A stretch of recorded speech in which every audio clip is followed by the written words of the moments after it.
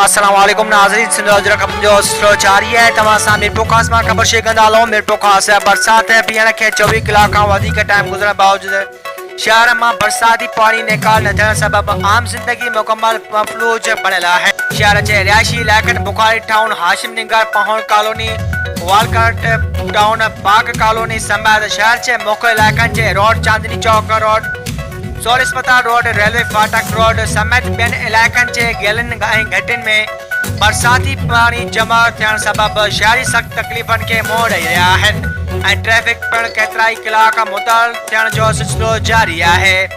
जॾहिं त बरसाती पानी में गटरनि जो गंदो पानी मिलण सबब सख्त बदबू छायल है, जंहिं करे वबाई मर्ज़ फैलजण जा पिण इम्कान आहिनि। जॾहिं त शहरनि हैदर बख्श, लगारी, नज़ीर कमरानी, खालिद पंजाबी ऐं ॿियनि चयो त बरसात पीअण खे केतिरा ई कलाक गुज़रण बावजूद म्यूनिसिपल अमलो अञा ताईं नज़र न आयो है। हर बरसाती ऐं गटरनि जो गंदो पानी पीअण सबब शहरी हलण फिरण खां लाचार बणियल आहिनि। अरबनि पंहिंजा फंड हुजण बावजूद म्यूनिसिपल इंतज़ामिया शहर मां पानी निकाल न करण में मुकम्मल नाकाम बणियल है। जॾहिं त बिजली जो निज़ाम पिण धर्म भरम हुजण करे आम जिंदगी मुकम्मल मफलूज बणियल है।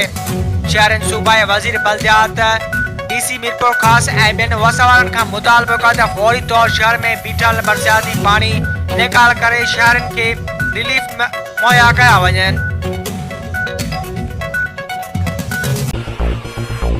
वधीक ख़बरूं ॾिसण लाइ विज़िट कंदा असांजी वेबसाइट www.sindhajraknews.com।